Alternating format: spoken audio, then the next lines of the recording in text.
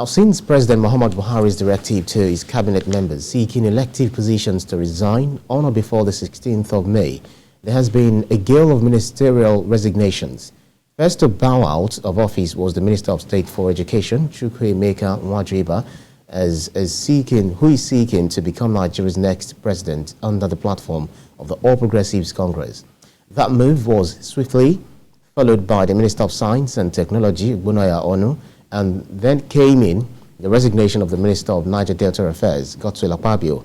Minister for Transportation, Rotimi Amechi, has also turned in his resignation, bringing the number of ministers who have resigned so far to 4.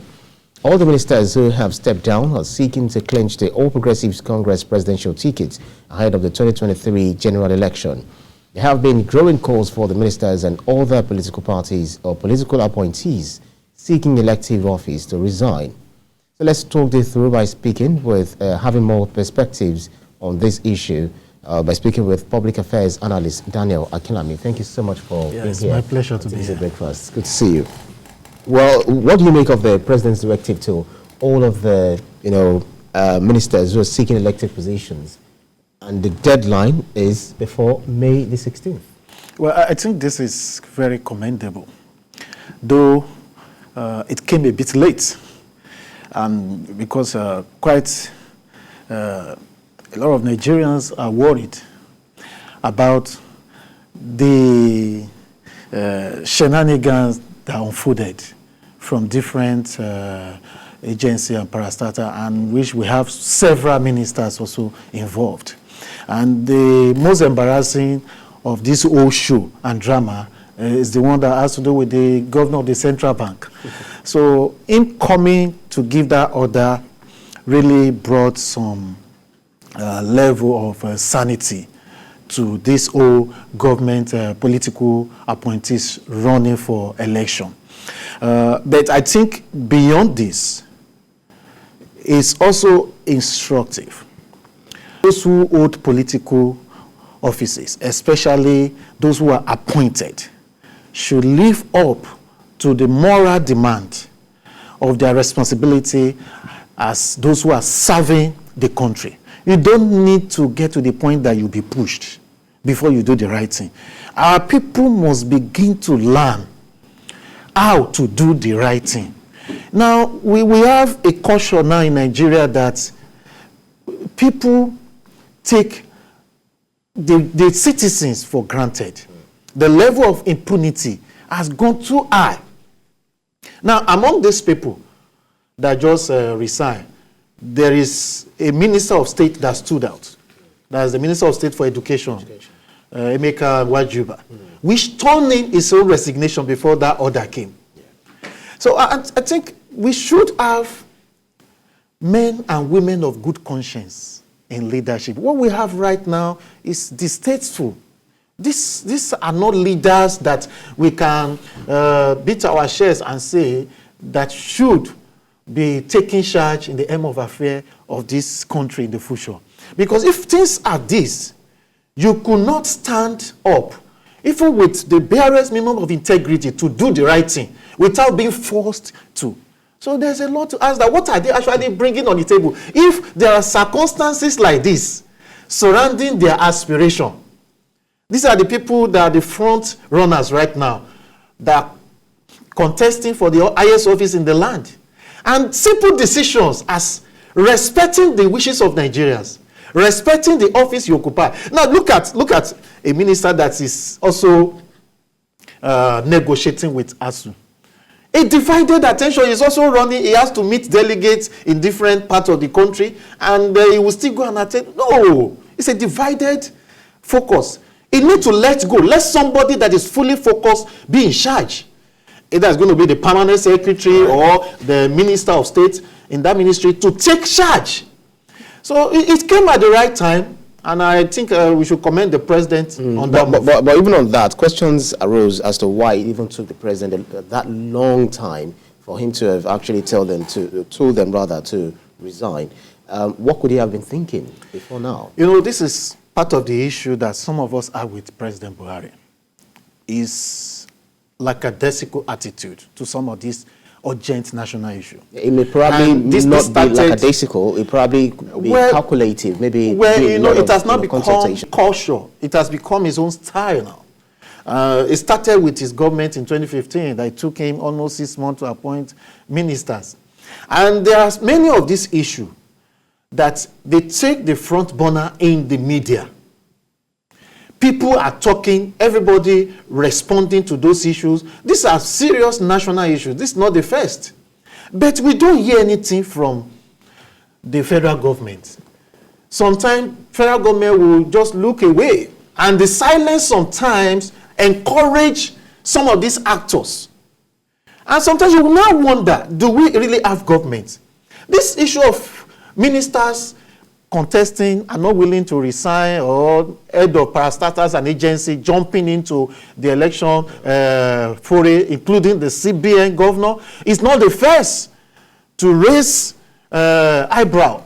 So we need to also hold government more. The pressure must always be on government when the right things are not done at the right time. Anyway, so many conversations around the fact that this looks like the prevailing circumstances are kind of testing our laws. So how strong do you think, or how strong and effective do you think our laws are becoming, looking at the Constitution and the electoral laws in this regard?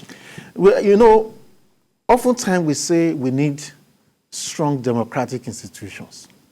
We need new laws, we need new this and executive order and all of those things. But there's one factor that is important that we always ignore. That is the willpower, the political willpower of whoever sits at the helm of affairs. So the willpower of the presidency is at question in most of these instances that you have seen in the media in the past few years. Now, look at some of the recommendations that came out of APC's reform committee on the that's on the idea of reforming the country, and then for some of those who were having agitation before they came into power. Those were asking for new constitution. Those were asking for referendum. Then the El-Rufai committee came. They made fantastic recommendations to the federal government. How many of those recommendations have been implemented right now? There's state policing there. There's several recommendations that would have brought some level of progress to what we have right now. Then apart from that, look at the drama that happened around the Electoral Act amendment. For almost 4 or 5 times, it was turned down by the presidency, until this recent one that was signed by the president earlier this year.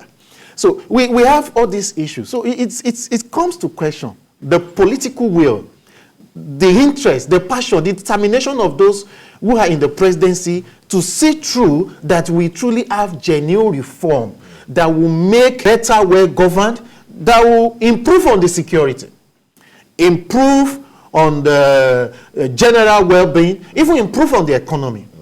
So we have a long way to go. And, no matter how we go around this, the ball stops. The buck stops on the table of the president. Well, I'm wondering how someone, looking at those who are supposed to resign, who are not resigning, but still gunning for different political ambitions, and I'm wondering how someone would purchase the form as much as 100 million naira and not willing to relinquish their position, and still they want to, get into the ambition. They want to realize that ambition. Would you say that they are not sure of their own, they're not confident in what they are gunning for? Well, I think the issue is the fact that when you give people an inch, don't be surprised they will go further into maybe a feet or even longer. So if you see a situation and you don't address it and you allow people to roam free, they will take advantage of that situation. That's what we're seeing. In the Senate climb, when people occupy position, sensitive position, like being a governor of a central bank, and you are nursing ambition, you are now becoming partisan. You don't need anybody to tell you to resign. We have seen instances of people who occupy high positions in the past that also resigned in this country. There was a former deputy governor that contested in Oyo State. He resigned from CBN to go and contest. But this era, this season, this political season we have has really, brought in all sort of shenanigans at the highest level. When you see public office holder openly, brazenly, displaying some sort of character that devoid of integrity. Right. As a matter of fact, persons like the Minister of Labour, Chris Ngige, who you made reference to a little earlier, said that he's not in a hurry to quit his appointment. He wanted to consult with the president and as well as his constituents. Is there something? Is that to say that they're not sure of what they want to do, or is there something they know that we are not aware of? This is like a case of wanting to eat your cake, How about at the same time, and still have it at the same time. So it's quite unfortunate that this did drag to this point before the president decided, to cut the short. But if we look at it critically, there are many of them who knew they would not win this primary. And I don't know for what purpose or what reason why they jump into the race. When you knew inside you that you don't stand a chance to win at the primary, and you are still calculating that when the primary is done, perhaps you should be able to retain your job and return to your seat. And some of them are also using the position, the election, to campaign for vice presidency slots. So there are several different kind of permutations, bargains to achieve. Yes, within the political space. But there is also speculation that this order was actually meant to be a sack.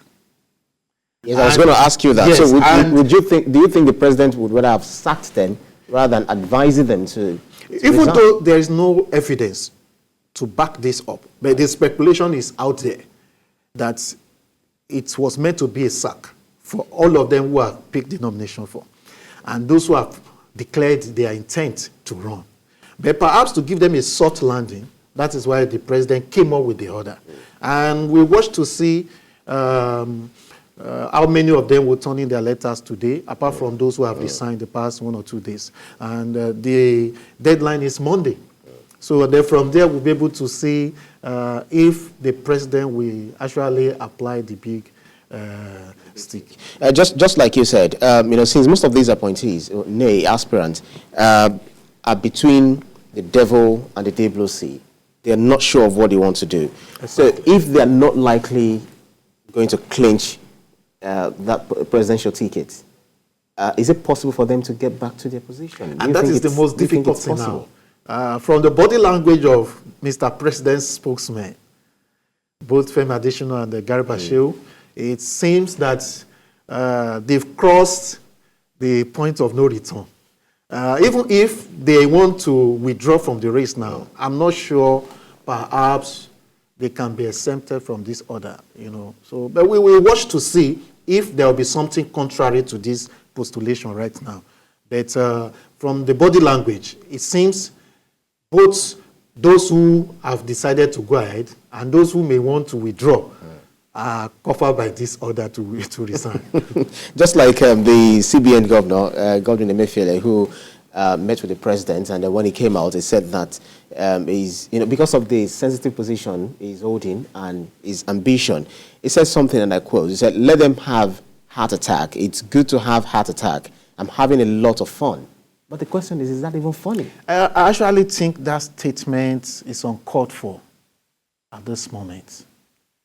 For goodness sake, if you are a public office holder, you should be very careful how you address the people of this country. You were put here to serve Nigeria, and you do not own central bank. One day you'll be gone from that office. People should be very careful. Yes, people have expressed their dissatisfaction with his move, but it doesn't call for him, throwing that kind of statement back to the people through the press, But I think we'll watch and see what happens. There's tendency that is trying to clear himself from this mess and perhaps withdraw from the race. There's likelihood for that. But if he's going to... How do you mean clear himself from this mess? Yes, that move to see the president is very loaded. And even though there is no information about what transpired, but we could guess that he had to meet with the president to clarify with the president what has been going on, his own part of audit. Initially he denied that he didn't know anything about the collection of the form. Some farmers, it's one of the ways, one of the games. Yes, some farmers collected the form on his behalf. But funny indeed, he showed up. There was a case that came up at the court on his behalf too. I don't think the farmers actually. That's why I'm worried when he said, he's going to see the president to clear himself. I don't think the farmers actually took that case to court. So the situation around Emefiele were quite somehow controversial, and it's normal. Somebody at his level, a high caliber public servant, he needs to see the president about this. So, but I believe if he wants to retain his job, he will probably meet with the president to make a case that his hand is not involved in this, one-on-one. So, but if he wants to proceed, because according to the circular that we saw, his office was also copied. So he's expected to resign. So that's why I said earlier that Monday is not far for us to see, for those who did not follow this order, and see what the government will do. Also, with all of this said and done, INEC Commissioner Festus Okoye said that, well, the fact that Godwin Emefiele has ambition, whether he has ambition or not, it does not affect the sensitive materials that will be kept in the central bank, because the central bank is a bank, it's an institution on its own. The office of the governor of the central bank is also an office, so it does not have any direct or indirect impact on where they keep their sensitive materials.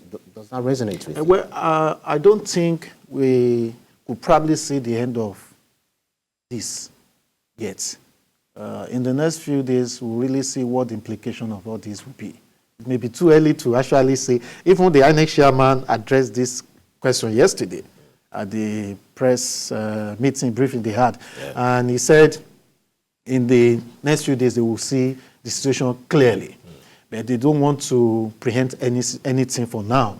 So I think this CBN governor situation is quite peculiar. We have not seen anything of this nature. Somebody of his caliber. And the office he occupy, to go partisan. And apart from the implication of the sensitive materials of INEC being kept at CBN, I see a situation where even when he leaves office, he will still probably going to face some challenges in prosecution. That's the question, because the CBN has not published its annual report since 2018. It has never been like that since 2005. But since 2018, we've not seen any annual report. So it has been accused of serving as a piggy bank to the government on its own.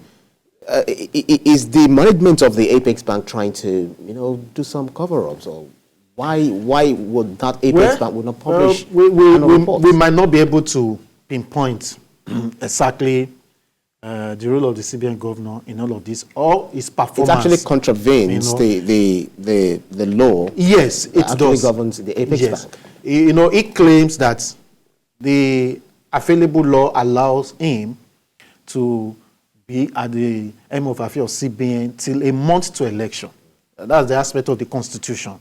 That's a public servant. But there's this electoral act now, which the appeal court has weighed on, and which is still valid, very valid now, based on the last judgment from the appeal court. So he has all the options before him. I know people are also bringing in the fact of his performance, the value of Naira right now compared to when he got in as the CBN governor, and then some of the things that you also mentioned, that they've not turned in the report of the CBN activity in the past 2 or 3 years. And all those other issues are there. But on the merit of those ones, we may not be able to go left or right or say it's right here or wrong. But the most important thing is the partisanship. The moment the CBN governor decides to go partisan, there's a problem. There's a problem. Anyway, we'll continue to...